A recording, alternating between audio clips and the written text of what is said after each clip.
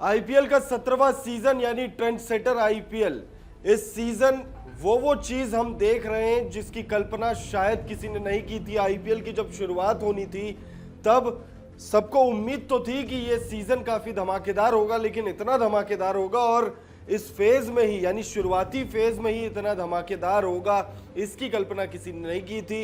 18 मुकाबले खेले जा चुके हैं, अब 19वें मुकाबले पर हर किसी की नजरें आ गई है। 19वां मुकाबला यानी बैटल ऑफ द रॉयल्स। एक तरफ राजस्थान रॉयल्स तो वहीं दूसरी तरफ रॉयल चैलेंजर्स बेंगलोर।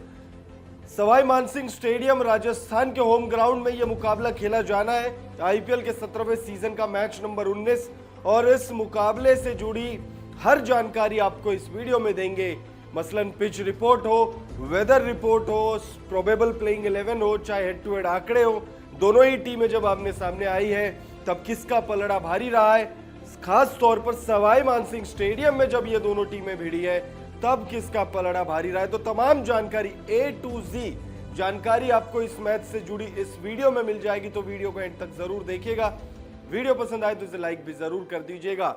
आईपीएल के 17वें सीजन यानी 2024 वाले सीजन का मैच नंबर 19 खेला जाना है राजस्थान रॉयल्स और रॉयल चैलेंजर्स बेंगलोर के बीच में।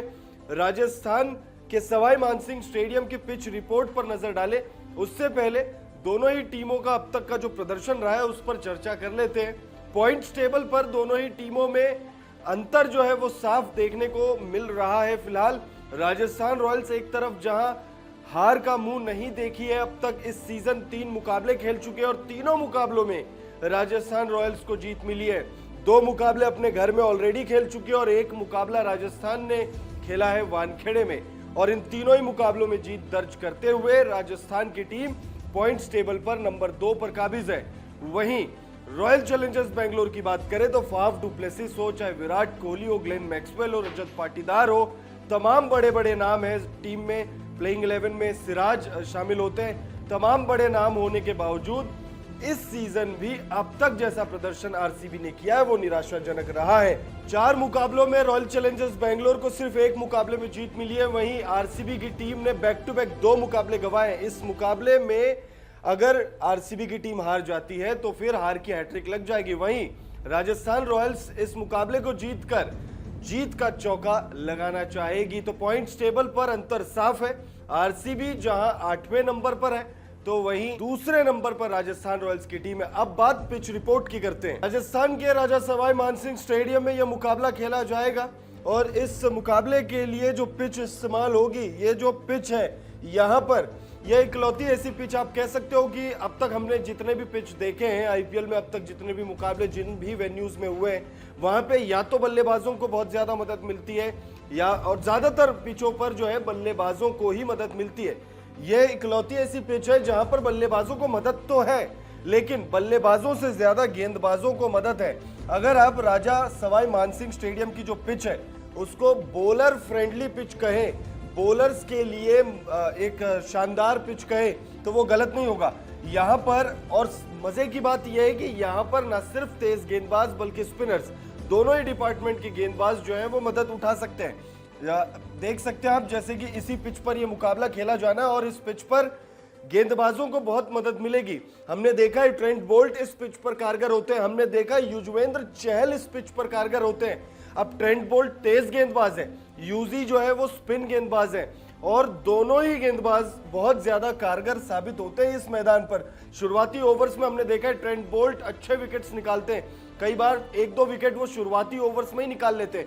वहीं बाद में हमने देखा है कि जब 8-10 ओवर के बाद जब यूजी चहल अपना स्पेल लेकर आते हैं तब इनको भी बहुत मदद मिलती है। अश्विन को हमने देखा है यहाँ पर मदद प्राप्त करते हुए इस पिच पर। तो यहाँ पर इस पिच पर जो है तेज गेंदबाजों को मदद मिलेगी, साथ ही साथ स्पिनर्स को भी अच्छी मदद इस पिच पर मिलेगी। अब ऐसा नहीं है कि तेज गेंदबाज मदद लेंगे, स्पिनर्स मदद लेंगे तो बल्लेबाज जो है वो बोलेंगे कि भाई आप मदद ले लो और हम चले घर पे।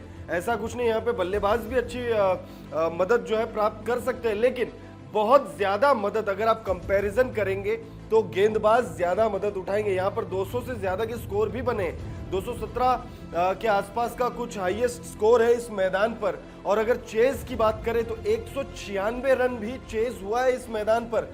तो ये पिच जो है ये आप कह सकते हो एक तरीके से न्यूट्रल है, लेकिन थोड़ा सा झुकाव जो है वो गेंदबाजों की तरफ है। ग्राफिक्स के माध्यम से आपको पिच रिपोर्ट बता दे तो जयपुर के राजा सवाई मानसिंह स्टेडियम की पिच गेंदबाजों को ज्यादा मदद देती है। तेज गेंदबाजों और स्पिनर्स दोनों को ही इस मैदान पर मदद मिलती है। हालांकि कभी कभी जयपुर में बड़े स्कोर, औसत स्कोर 159 है और बड़े स्कोर भी बन जाते हैं यहाँ पर। दूसरी पारी का औसत स्कोर 145 रन है।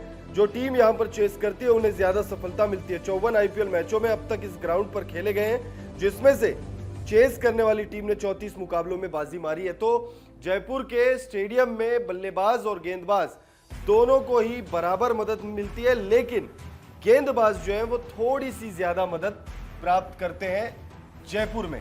अब वेदर पर थोड़ी सी चर्चा करते हैं तो इस मुकाबले के लिए जो जानकारी सामने आ रही है वो डराने वाली बिल्कुल भी नहीं है, क्योंकि मौसम विभाग ने साफ कर दिया है कि बारिश की थोड़ी सी भी संभावना नहीं है।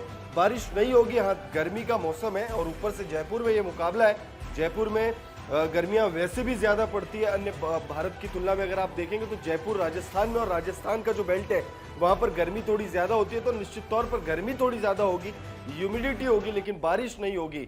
अगर हम जयपुर के लिए जो मौसम का पूर्वानुमान बताया गया है उसको देखें तो मौसम विभाग के मुताबिक मैच के दिन जयपुर में तापमान 34 डिग्री सेल्सियस रहेगा। बारिश के आसार नहीं है। इसके अलावा ह्यूमिडिटी 31% के आसपास रहने की संभावना है। वहीं इस मैच के दौरान थोड़ी ठंड महसूस हो सकती है। मौसम विभाग की जानकारी को देखकर ऐसा लगता है कि फैंस को पूरे 40 ओवर मैच देखने को मिलेगा। अब ठंड इसीलिए मैच के दौरान रहेगी क्योंकि शाम 7:30 बजे के आसपास 7:30 बजे ये मैच शुरू होगा। और जैसे जैसे दिन ढलता है, जयपुर वाला जो बेल्ट है, राजस्थान वाला जो बेल्ट है, वहां पर मौसम जो है शाम को जैसे जैसे ढलता जाएगा वैसे वैसे ठंडा होते जाएगा।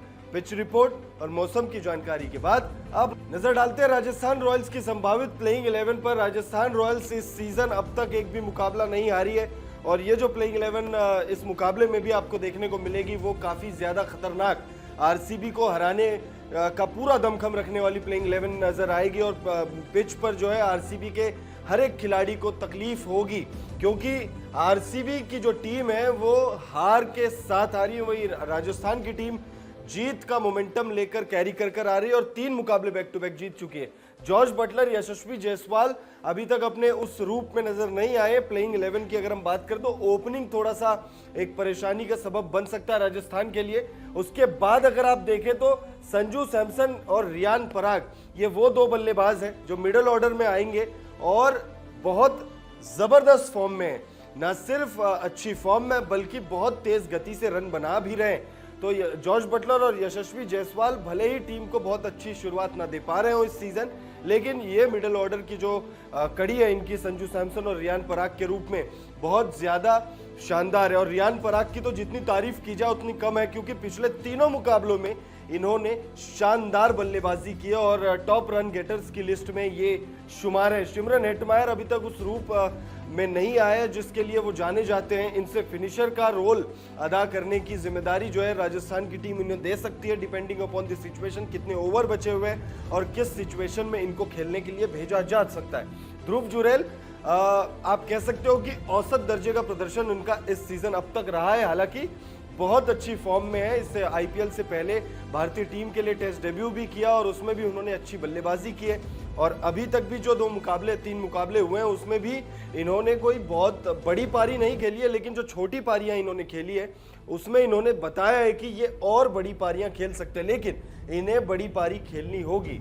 रविचंद्रन अश्विन बैटिंग डिपार्टमेंट भी संभालते हैं राजस्थान रॉयल्स के लिए और बॉलिंग डिपार्टमेंट में यूजी के साथ मिलकर स्पिन डिपार्टमेंट संभालते हैं।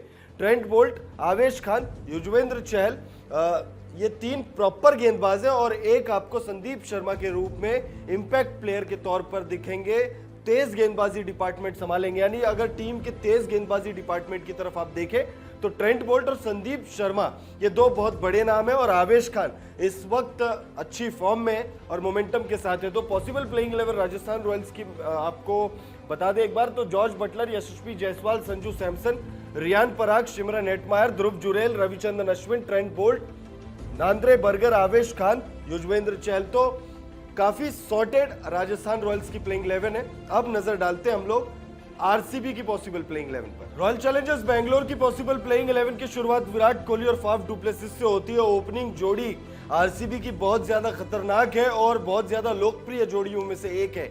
हालांकि इस सीजन विराट कोहली का बल्ला तो चल रहा है, फाफ डुप्लेसिस का बल्ला नहीं चल रहा है। विराट कोहली गजब की फॉर्म में। विराट कोहली इस सीजन अब तक 3 या 250 लगा चुके हैं और टॉप रन गेटर्स की लिस्ट में मौजूद हैं।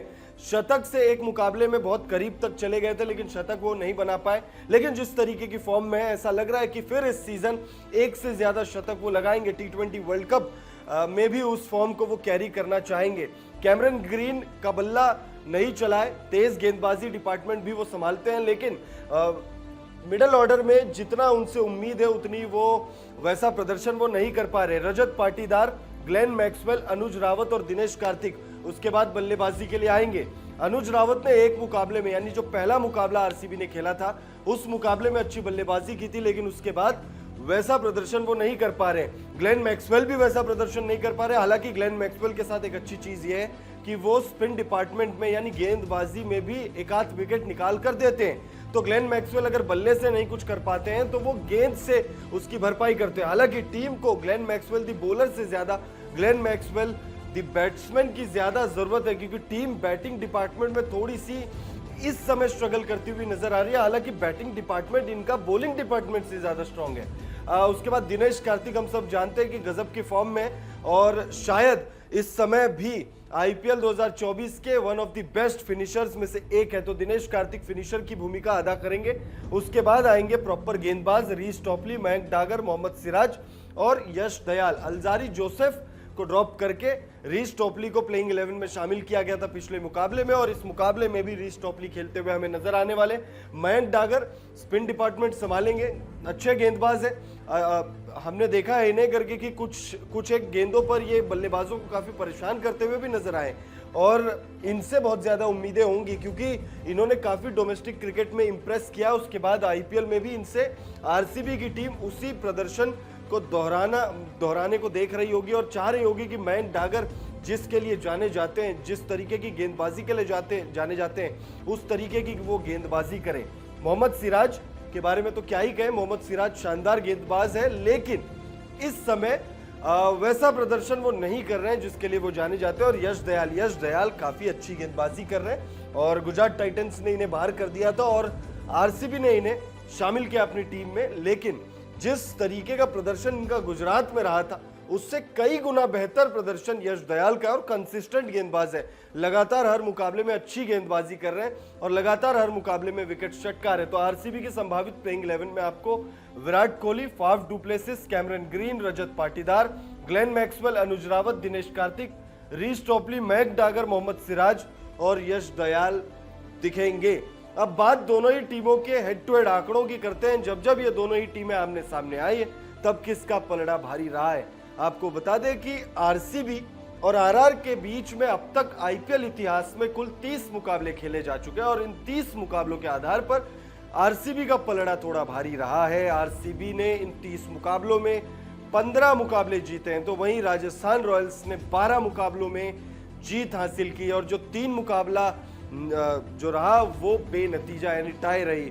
वहीं अगर हम सवाई मानसिंह स्टेडियम में इन दोनों ही टीमों के आंकड़ों की ओर नजर डालें तो कुल 8 मुकाबले खेले जा चुके हैं इन दोनों ही टीमों के बीच में जयपुर में, और इन 8 मुकाबलों में 4 मुकाबले जो है राजस्थान ने जीते, तो वही 4 मुकाबले जीते हैं बेंगलोर की टीम ने। वहीं अगर हम पिछले सीजन इन दोनों ही टीमों के मुकाबलों की बात करें तो पिछले सीजन 2 बार ये टीमें आमने सामने आई है और दोनों बार आरसीबी की टीम ने बाजी मारी है। तो आंकड़ों के हिसाब से अगर आप देखें तो आरसीबी का पलड़ा थोड़ा भारी नजर आ रहा है, लेकिन ये याद रहे कि ये मुकाबला जयपुर में खेला जाना है।